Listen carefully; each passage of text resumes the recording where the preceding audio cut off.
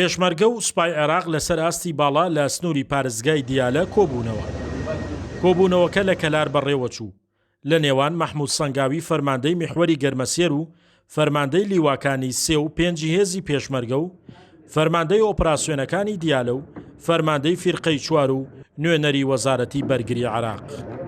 ئامانج لە کۆبوونەوەکە بۆ هەمانگی زیاتر و پەرەپێدان بەکاری هاوبەش بوو لە ناوچە کێشە لەسەرەکان بۆ ڕوبەڕۆبوونەوەی شانە نووستوەکانی داعش.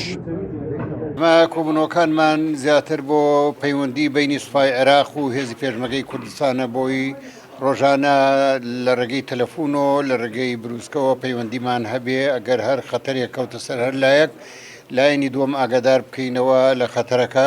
باشە هەمانگیەکانمان باشە لەو ناوچانە هەر شتێ بێ پەیوەندیمان بەیەکەوە هەیە و هاوکاری یەکتریەکەین لە هەموو شتێکە.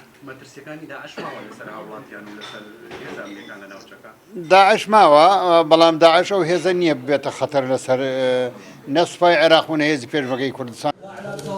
فەرماندەی ئۆپراسیۆنەکانی دیالە ڕایگەیاند پەیوەندیەکانمان لەگەڵ هێزی پێشمەرگە لە ئاستێکی باشدایە و هەردوو لا بە یەک تیم کار دەکەین بۆ پاراستنی ئاسایشی ناوچەکە.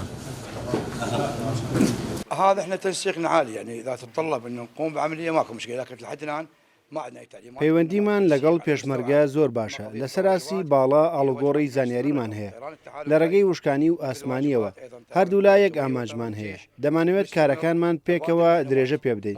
اما قضيه كواجب لا ما عندنا معلومات هذه خصوص العمليات المشتركه هي صاحبه القرار.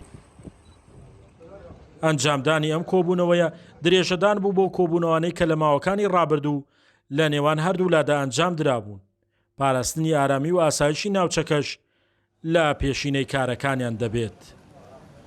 شاخەوان محەممەد، کورسات نیوز، گەرمیان.